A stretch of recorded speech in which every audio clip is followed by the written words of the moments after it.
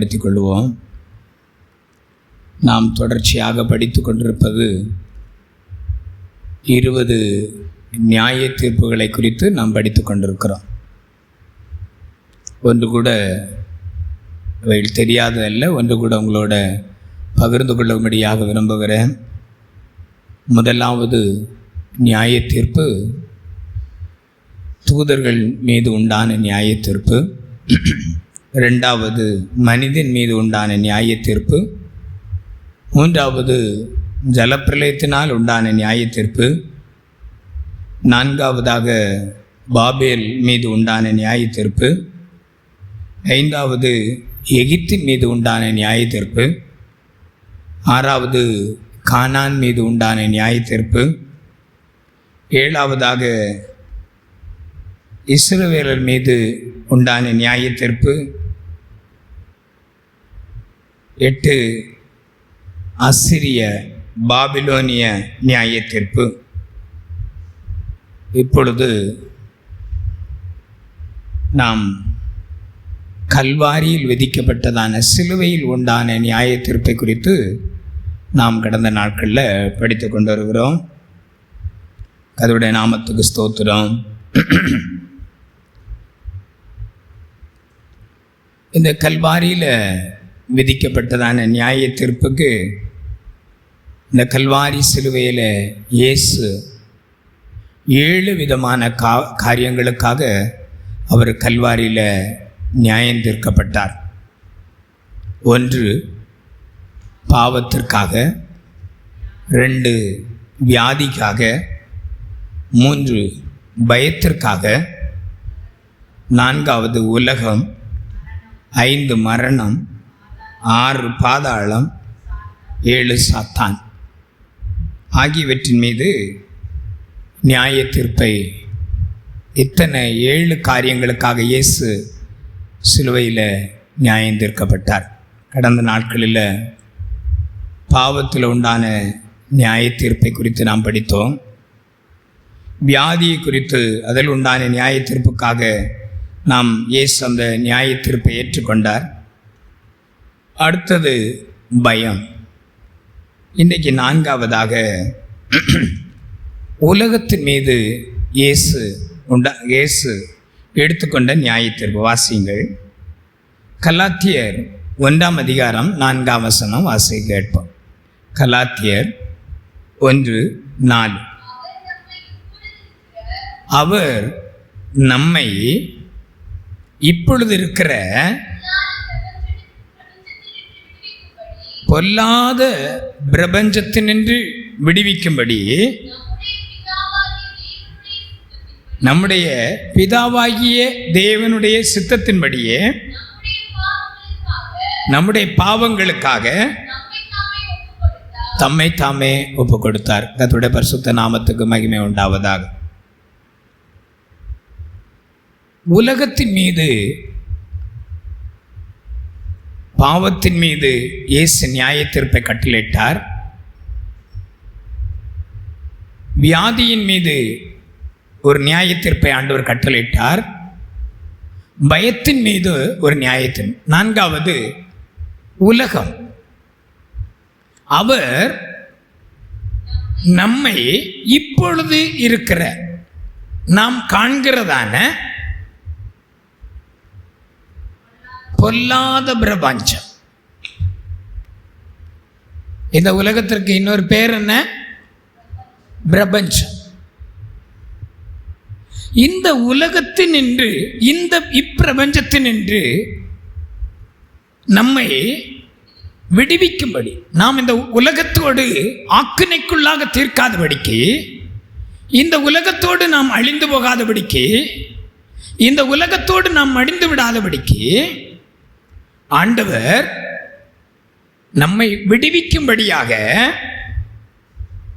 தம்முடைய பிதாவாகிய தேவனுடைய சித்தத்தின்படியே நம்முடைய பாவங்களுக்காக,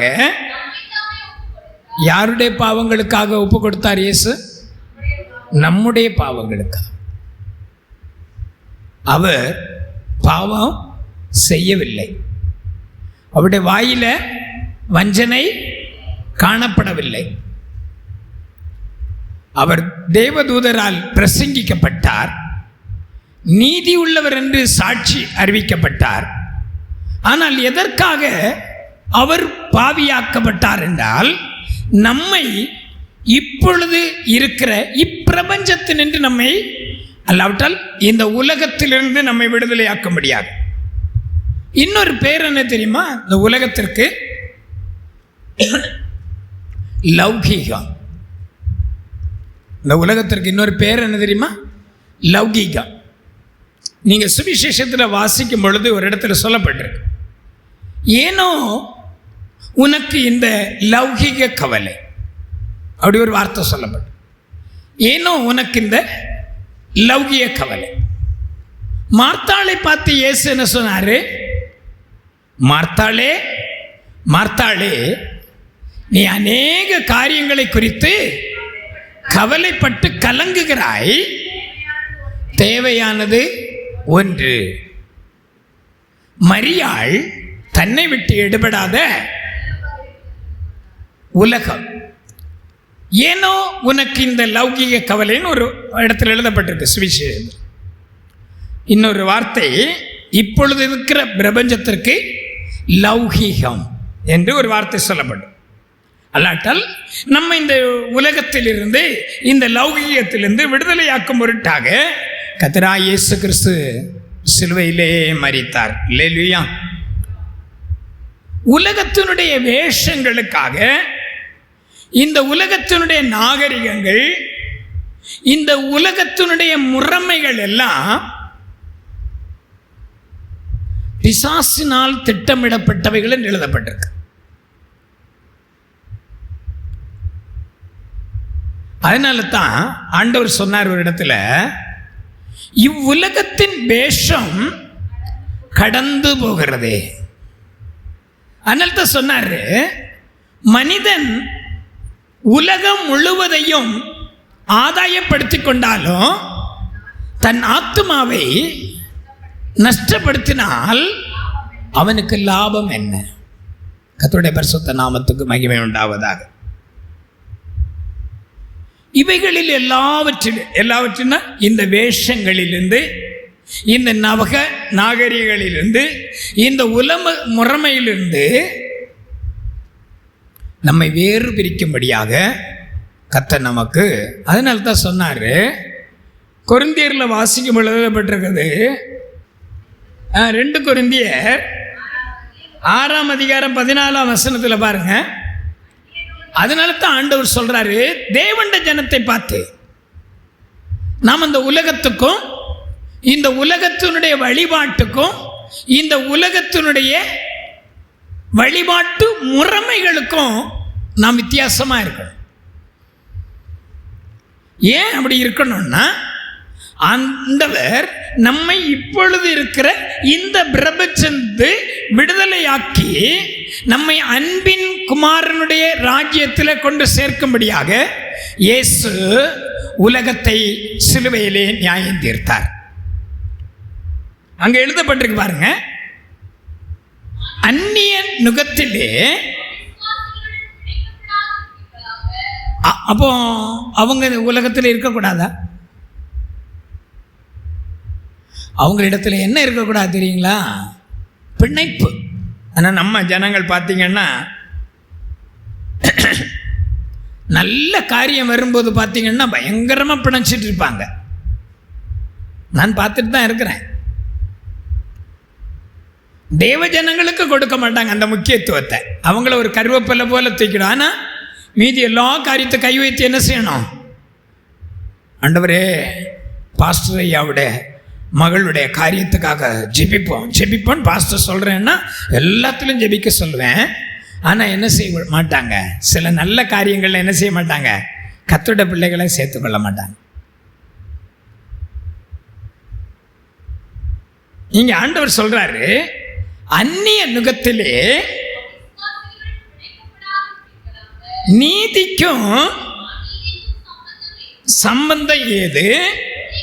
ஒளிக்கும் இருளுக்கும் ஐக்கியம் ஏது?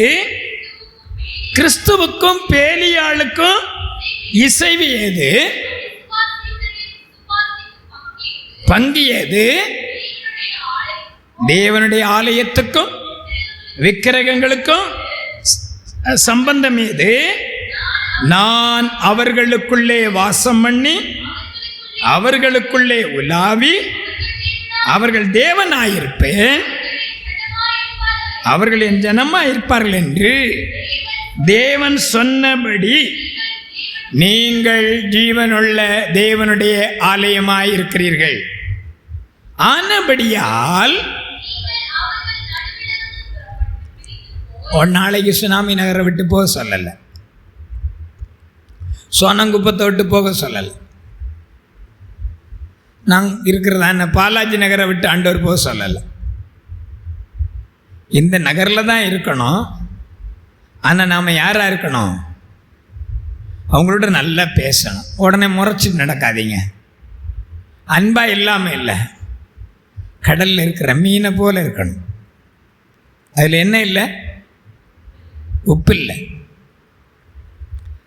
அவளோட அன்பாக இருக்கணும், கொடுக்கலாம், ஒன்றும் தப்பு இல்லை. ஆனால் சில இடங்களில் கொடுக்கக்கூடாது, சில இடங்களில் வாங்கக்கூடாது. அதை ஆவிக்குரிய கண்ணோட்டமாக பார்த்து நாம் வேறு விரிக்கப்பட்டவர்களாக இருக்கணும். அவர் சொல்றாரு பாருங்க, ஆனபடியால் பிரிந்து போய் அசுத்தமானதை தொடாதிருங்கள் என்று கர்த்தர் சொல்லுகிறார். அப்பொழுது நான் உங்களை ஏற்றுக்கொண்டு உங்களுக்கு ஃபாதராக இருப்பேன், உங்களுக்கு பிதாவாக இருப்பேன், நீங்கள் எனக்கு குமாரரும் குமார்த்திகளுமாய் இருப்பீர்கள் என்று கர்த்தருடைய நாமத்துக்கு ஸ்தோத்திரம்.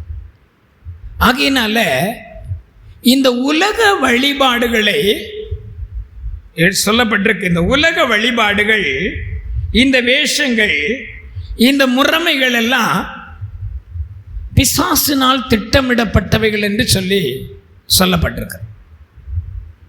ஒரு மனிதன் எழுதியிருக்கிறதான ஒரு புக்கில் இருந்து ஒரு பகுதிகள், நைஜீரியாவை சேர்ந்த மனுவேல் எம்ஆர்ஸ், என்ன பிடிச்சிச்சு அது எடுத்துக்கிட்டேன். நைஜீரியாவை சேர்ந்த மனுவேல்னா என்ன பேர் வைப்பாங்க? அவர் யாராக தான் இருக்கும்? கிறிஸ்டினாக தான் இருக்கும். நைஜீரியாவை சேர்ந்த மனுவேல் எமர்ஸ் என்பவர், அவர் ஒரு நூல் ஆசிரியர். அவர் எழுதிய நூலில் கொலைகள், உலக நவ நாகரிகங்கள் போன்ற யாவும் அவர் எழுதுகிறாராம். இவைகள் எல்லாம் பாதாள குழியில் திட்டமிடப்படுகின்றன என்று சொல்றார். இந்த வேஷங்கள் எல்லாம் நம்ம காண்கிறதான இந்த வேஷம் பார்க்குறோம். ஒவ்வொரு நாளும் இந்த வேஷம் என்ன செய்யப்படுது? மாறிட்டே இருக்கு. தெரியும், ரொம்ப சொல்லிகிட்டே இருக்க இல்லை. இந்த வேஷம் பார்த்தீங்கன்னா காலம் முன்ன இருந்த ஹேர் ஸ்டைல் மறுபடியும் வந்துச்சு. இடைக்காலங்களில் பேண்ட் ஷர்ட்டு ட்ரெஸ்ஸு எல்லாமே கொஞ்சம் வித்தியாசமாக இருந்தது. இப்போ என்ன செய்துச்சுன்னா, முன்ன இருந்தது மறுபடியும் என்ன செய்துச்சு? அப்படியே அதான் சொன்னார் ஆண்டவர், இவ்வுலகத்தின் வேஷம் கடந்து போகிறதே. கர்த்தருடைய நாமத்துக்கு ஸ்தோத்திரம். ஆனால் இன்றைக்கு நாம காண போகிறது என்ன? தேவண்ட வெளிச்சத்தில் தேவண்ட பிள்ளைகள் உலக நாகரிகங்களை நாம் கடன் வாங்கக்கூடாது. புரியுதா? தெரியல. தேவண்ட பிள்ளைகள் இந்த நாகரிகங்கள், இந்த உலக வேஷங்கள், இவைகள் எல்லாம் எங்க திட்டமிடப்படுகின்றன சொல்றாரு? பாதாளத்தில் திட்டமிடப்படுகின்றன. ஆனா தேவனுடைய பிள்ளைகள் என்ன செய்யக்கூடாதான்? இந்த வேஷங்களை நாம என்ன செய்யக்கூடாதான்? கடன் வாங்கக்கூடாது. நாம் நம்முடைய ஜீவியத்தின் மூலமாக, நம்முடைய ஸ்பாவத்தின் மூலமாக, நம்முடைய ஜெப ஜீவியத்தின் மூலமாக, நம்முடைய பரிசுத்தத்தின் மூலமாக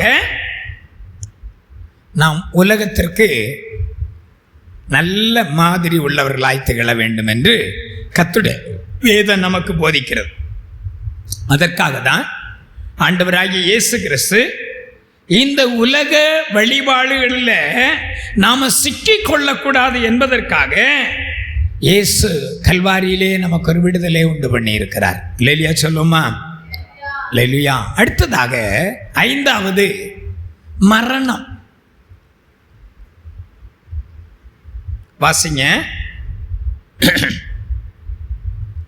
எபிரேயருக்கு எழுதின நிருபம் 2ஆம் அதிகாரம் 14-15. எபிரேயருக்கு எழுதின நிருபம். ஆதலால் பிள்ளைகள் மாம்சத்தையும் இரத்தத்தையும் உடையவர்களாய் இருக்க அவரும் அவர்களைப் போல மாம்சத்தையும் இரத்தத்தையும் உடையவரானார். மரணத்துக்கு அதிகாரியான பிசாசான. மரணத்துக்கு அதிகாரி யாரு? பிசாஸ். அப்போ ஆண்டவர் சொல்லியிருக்கிறாரு, பாஸ்டர், ஒரே தரம் மரிப்பதும் பின்பு நியாயத்தீர்ப்படைவதும். இந்த மரணம் பாவத்தின் நிமித்தமாக உண்டான மரணம், சாபத்தின் நிமித்தமாக உண்டான மரணம், அவரை விட்டு விலகுகிறது நிமித்தமாக உண்டான மரணம். அவர் நம்மை கொஞ்சம் என்ன படிச்சேன், இப்பிரபஞ்சத்திலிருந்து விடுதலையாக்கும்படியாக இயேசு மரணத்தின் அதிகாரியாய் சாத்தானை அழிக்கும்படியாக தமது மரணத்தினாலே, மறுபடியும் வாசிங்க, மரணத்துக்கு அதிகாரியாகிய பிசாசானவதை தமது மரணத்தினாலே அழிக்கும்படிக்கு அப்படியானார். கர்த்தருடைய நாமத்துக்கு மகிமை உண்டாகும். மரணம் என்பது ஒரு பிரிவு. மரணம் என்பது ஒரு பிரிவு தான். மரணம் நிரந்தரம் இல்லை. எப்படி பாஸ்டர் சொல்றீங்க? கர்த்தருக்குள் மரிக்கிறவர்கள், இந்த மரணம் ஒரு பிரிவு தான். கர்த்தருக்குள் மரிக்கிறவர்கள் அவங்க முதலாம் உயிர்த்தெழுதல்ல பங்கடைய போகிறாங்க. அப்போ கர்த்தருக்குள் மரிக்காதவர்களுக்கும் ஒரு பிரிவு, அவர்களுக்கு மரணம் என்பது பிரிவு தான். அவங்க நித்திய நியாய தீர்ப்புக்கு பாதாளத்தில் தள்ளப்படுவாங்க. அங்கேயும் சாவு இல்லை, இங்கே என்ன இல்லை, சாவு இல்லை. எங்க பாதாளம்னு சொல்லிட்டோம், அதுலயும் என்ன இல்லை, சாவு கிடையாது. கிறிஸ்துவோடு கூட எழுப்பப்பட்டோமானால் அங்கேயும் என்ன இல்லை, சாவு இல்லை. அதனால தான் இயேசு சொன்னார், நானே உயிர்த்தெழுதலும் ஜீவனுமா இருக்கிறேன், என்னை விசுவாசிக்கிறவன் இவன் மரித்தாலும் பிழைப்பான். இவன் பிழைப்பு. அங்கேயும் ஒரு மரணம் இருக்கு, இதுவும் மரணம். இந்த மரணம் பிழைப்பு, பாக்கியம். அந்த மரணம், அங்கே ஜீவன் இருக்கு. அந்த மரணத்தில் பாதாளத்தில் இருக்கு, அங்க வேதனை, அழுகை, பற்கடிப்பு, அக்கினி, வேகாம இருக்கும், புழு சாகாம இருக்கும். மரணம் பிரிவு. அந்த இளைய குமாரனை குறித்து நம்ம வாசித்திருக்கிறோம். லூக்கா சுவிசேஷத்தில் வாசித்திருக்கிறீங்க இல்லையா? லூக்கா சுவிசேஷம் 13.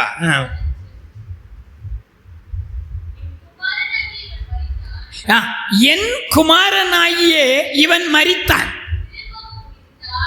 நல்ல கவனிங்க. உயிரோட வந்து வீட்டில் நிற்கிறான். உயிரோட வந்து எங்க நிற்கிறான்? இப்போ அப்பா முன்ன நிற்கிறான். என்ன செய்தான்? தன் தகப்பனிடத்தில் இருந்த எல்லா ஆஸ்தியையும் வாங்கிட்டு போய் செலவழித்து, ஊதாரியா போய் எல்லாம் செலவழிந்து, பிறகு நமக்கு தெரியும் பன்றி சாப்பிடுகிறதான அந்த தவிடு கூட அவனுக்கு கிடைக்காத சூழ்நிலையில் அவன் தன் தகப்பனுடைய வீட்டை நினைவு கூறுகிறான். நினைவு கூர்ந்து திரும்பி வருகிறான். ஆனா வீட்டிலிருந்து போனா அது ஒரு பிரிவு தான். அவன் என்ன செய்யல, சாகல. ஆனா இவங்க அப்பா என்ன சொல்றாரு? தன் தகப்பன் வாசிமா, திரும்பவும் உயிர்த்தான், காணாமற் போனான், திரும்பவும் காணப்பட்டான். அவன் நல்லா கவனிங்க, மரணம் ஒரு பிரிவு. இந்த மரணமே இல்லைங்க. ஆண்டவர் படைத்ததான மனுஷனுக்கு என்ன இல்லை? ஜீவனில் வாழ்ந்து ஜீவனிலே ஆளுகை செய்ய வேண்டும் என்று சொல்லிதான் ஆண்டவர் இந்த உலகத்துக்கு மனிதனை படைத்தார். ஆனால் அவன் யாருடைய சத்தத்துக்கு செவி கொடுத்தான்? பிசாசுடைய சத்தத்துக்கு செவி கொடுத்து தேவன் விலக்கினதான அந்த ஜீவ விருட்சத்தின் கனியை அவன் புசித்து அவன் என்ன செய்தான்? தனக்குள்ளே மரணத்தை உண்டு பண்ணி கொண்டான். அது தேவனையும் அவனை விட்டு பிரித்தது. அதனால தான் ஏசாயால 59 வாசிக்கும் போது சொல்லப்பட்டு பாருங்க, உங்கள் அக்கிரமங்களே உங்களுக்கும் உங்கள் தேவனுக்கு நடுவாக பிரிவினை உண்டாக்குகிறது, உங்கள் பாவங்களே அவருடைய முகத்தை உங்களுக்கு மறைக்கிறது. மேல வசனத்தில் என்ன எழுதப்பட்டிருக்கு? இதோ ரட்சிக்க கூடாதபடிக்கு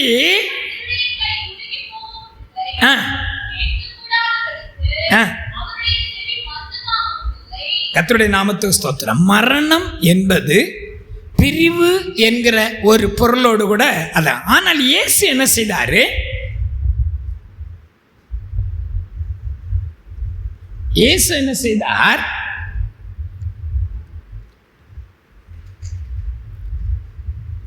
மரணத்தின் அதிகாரியாகிய பிசாசானவனை தம்முடைய மரணத்தினாலே அவர் அழித்தார். கர்த்தருடைய நாமத்துக்கு ஸ்தோத்திரம். வெளிப்படுத்தின விசேஷத்தில் மரணம் என்கிற ஒரு பதத்தை நாம் வாசிக்கிறோம். அங்கேயும் பாருங்க, அது தேவனை விட்டு பிரிப்பதைத்தான் காட்டுகிறது. வாசிங்க, வெளிப்படுத்தின விசேஷம் 20ஆம் அதிகாரம் 6ஆம் வசனம் எடுங்க. முதலாம் உயிர்த்தெழுதலுக்கு பங்குள்ளவன் பாக்கியவானும் பரிசுத்தவானுமாய் இருக்கிறான். அங்கே ஒரு 2ஆம் மரணம் என்று ஒரு வார்த்தை பதத்தை வாசிக்கிறோம். முதலாம் உயிர்த்தெழுதலுக்கு பங்குள்ளவன் பாக்கியவானும். ஆமென். 2ஆம் மரணம்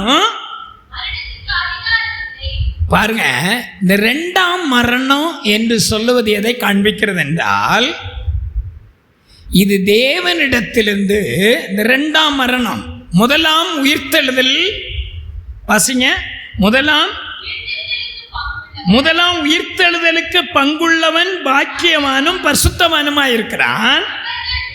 2ஆம் மரணத்துக்கு என்ன இல்லை?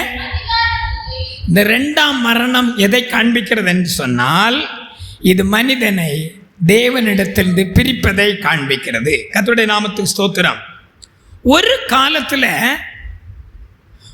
காலத்தில் பாவமும் மீறுதலும், நல்ல கவனிங்க, ஒரு காலத்தில் பாவமும் மீறுதலும் நம்மை தேவனை விட்டு பிரித்திருந்துச்சு.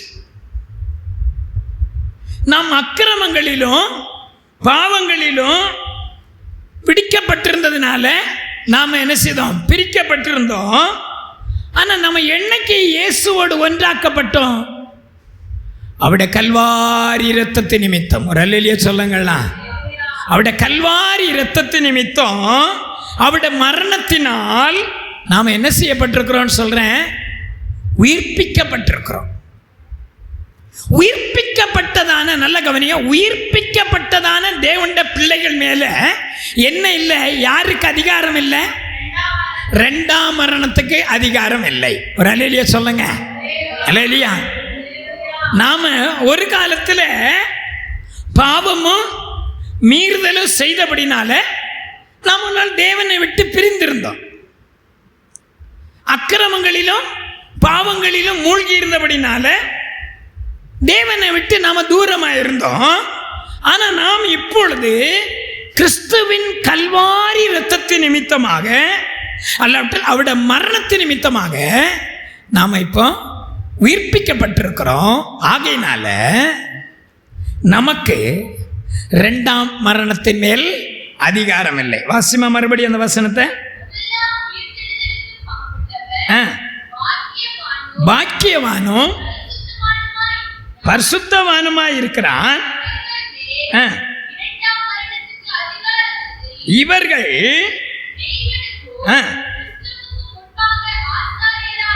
இருந்து 1000 வருடம் இந்த பூமியில் அரசாட்சி செய்வார்கள். ஒரு அல்லேலூயா சொல்லுவோமா? அல்லேலூயா. யாரு?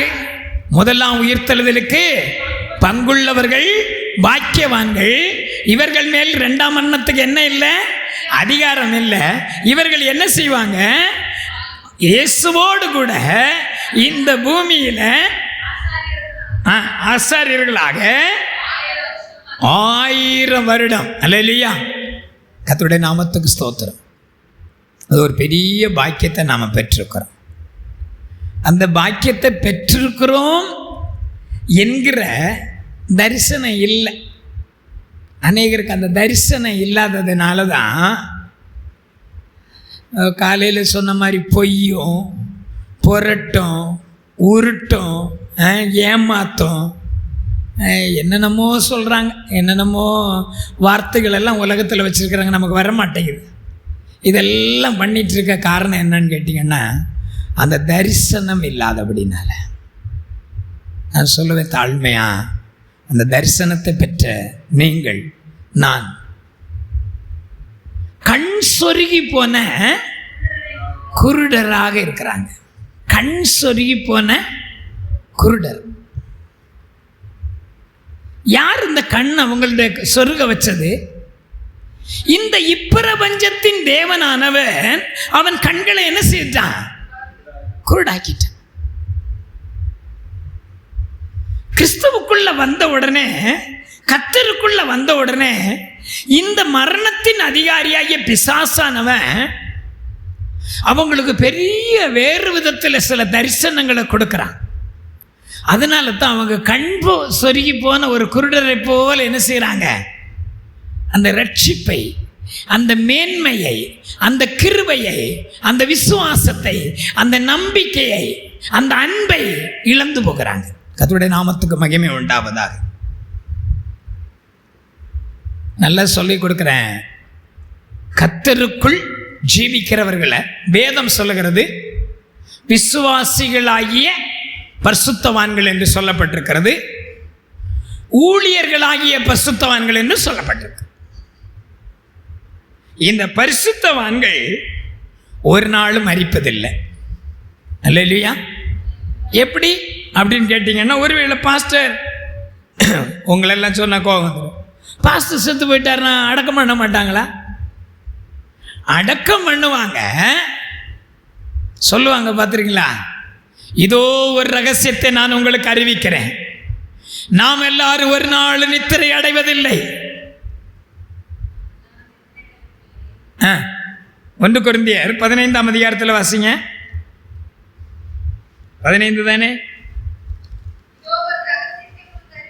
51ஆம் வசனம் பாருங்க. இதோ ஒரு ரகசியத்தை உங்களுக்கு அறிவிக்கிறேன், நாம் எல்லாரும் நித்திரை அடைவதில்லை, ஆகிலும் கடைசி எக்காலம் தொனிக்கும் போது ஒரு நிமிஷத்திலே, ஒரு இமைப்பொழுதிலே நாம் எல்லாரும் மறுரூபம் ஆக்கப்படுவோம். யாரெல்லாம் நாம் எல்லாரும்?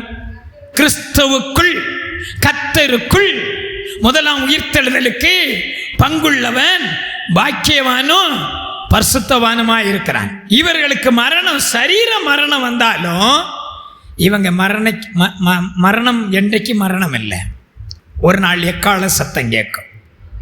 ஆமென், அல்லேலூயா, ஆமென். அங்க எழுதப்பட்டு பாருங்க 51ஆம் வசனத்தில், அழிவுள்ளதாகிய இது. எது அழிவுள்ளது? இந்த சரீரம். இந்த சரீரம் மண்ணிலிருந்து எடுக்கப்பட்டபடினால் இது மண்ணுக்கு போகுது, இது அழிவுள்ளது. ஆனா அங்க எழுதப்பட்டிருக்கு பாருங்க, அழிவுள்ளதாகிய இது அழியாமையும் சாவுக்கு ஏதுவாகிய இது சாவாமையும் தரித்து கொள்ள வேண்டும்.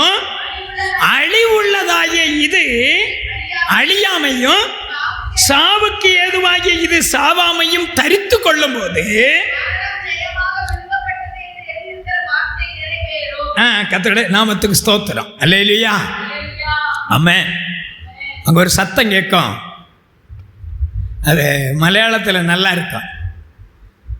மரணமே நின்ற விஷம் எവിടെ? அது மலையாள பைபிள் நல்லா இருக்கு. விஷமா? இந்த கொன்னு இருக்கிறது எது கொன்னுச்சு? விஷம். இந்த விஷம் மரணம் என்கிற சரீரத்தில் நம்மளை கொன்னுச்சான். ஆனா அங்க எழுதப்பட்டிருக்கிறது மலையாள பைபிள், மரணமே உன் கூர் எங்கே அப்படின்னு சொல்லப்பட்டிருக்கு தமிழ்ல. மலையாள பைபிள்ல மரணமே நின்ற விஷம் எവിടെ? இந்த விஷயம் என்ன செய்ய போகுது? எக்கால சத்தம் கேட்கும் பொழுது, அல்லேலூயா சொல்லுங்களா, எக்கால சத்தம் கேட்கும் போது சில 1 தெசலோனிக்கர்ல 4ஆம் அதிகாரம் 14ஆம் வசனம் வாசிங்க.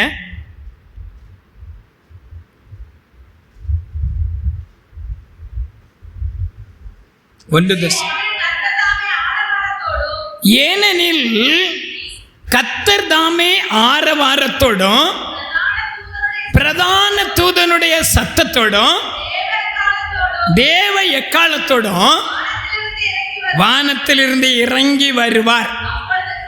அப்பொழுது கிறிஸ்துவுக்குள் மரித்தவர்கள் முதலாவது எழுந்திருப்பார்கள். அல்லேலூயா. அதை தான் வெளிப்படுத்தல 20ஆம் அதிகாரத்தில் என்ன வாசித்தோம்? முதலாம் எழுந்திருக்கிற முதலாவது உயிர்த்தெழுதலுக்கு பங்குள்ளவன் பாக்கியவானும் பரிசுத்தவானுமா இருக்கிற அவன் மேல் 2ஆம் மரணத்துக்கு என்ன இல்லை? அதிகாரம் இல்லை. அவர்கள் ஆசாரியர்களாக இருந்து ராஜாக்களாக இருந்து இந்த பூமியில 1000 வருடம் அரசாட்சி செய்ய போகிறார்கள். அல்லேலூயா சொல்லுவோமே. அல்லேலூயா.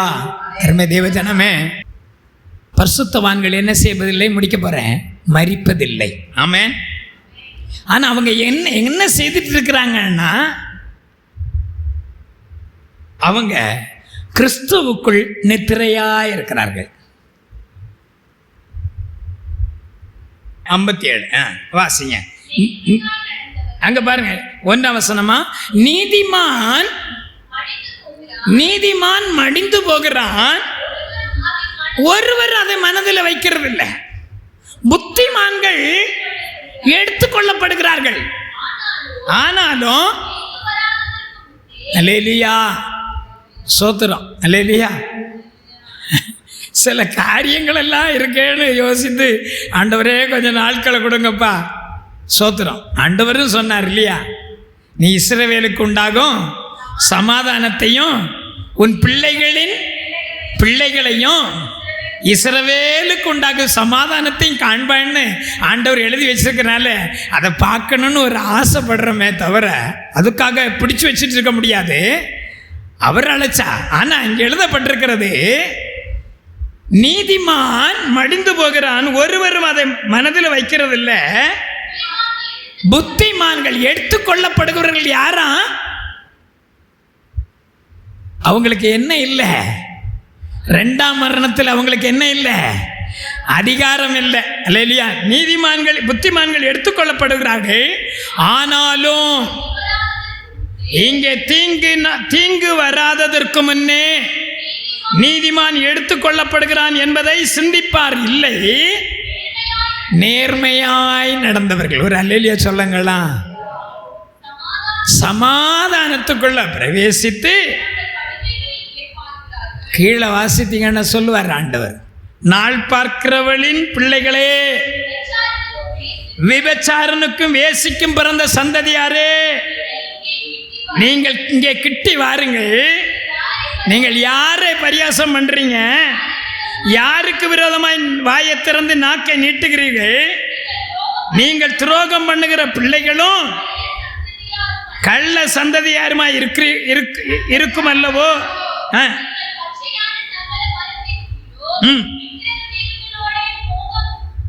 மோகாக்கினியில் வந்து ஸ்தோத்திரம். நிறைய பேரை படிச்சுக்கிடுங்க. ஆனா நேர்மையாய் நடந்தவர்கள். அல்லேலூயா. இயேசு எதற்காக இந்த மரணத்தை ருசி பார்த்தார்னா, நாம் சரீர பிரகாரமாக மரிப்போம், அன்றியும் ஒரே தரம் மரிப்பதும் பின்பு நியாய தீர்ப்படைவதும் மனுஷனுக்குன்னு சொல்லியிருக்கிறார். மனுஷனுக்கு நியமிக்கப்பட்டிருக்கிறது.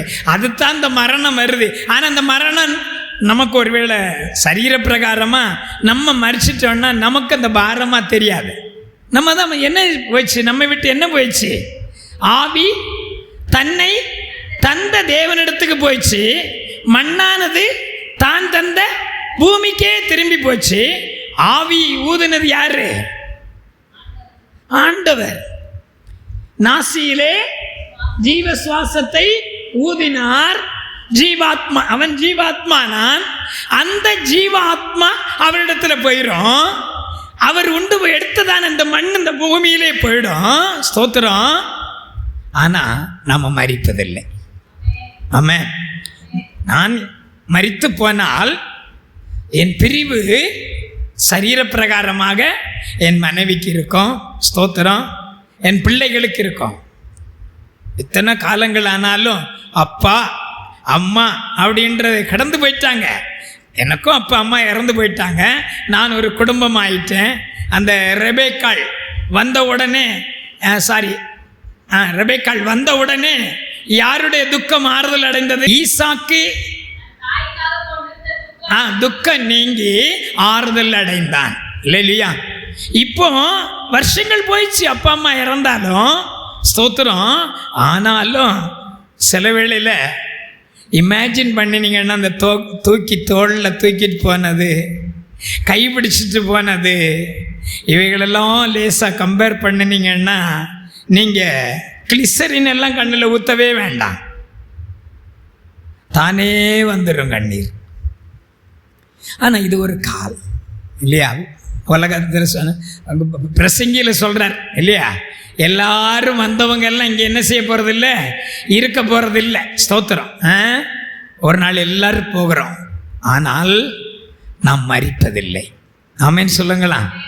பயந்துராதீங்க. நம்ம மரணம் வரலாம்.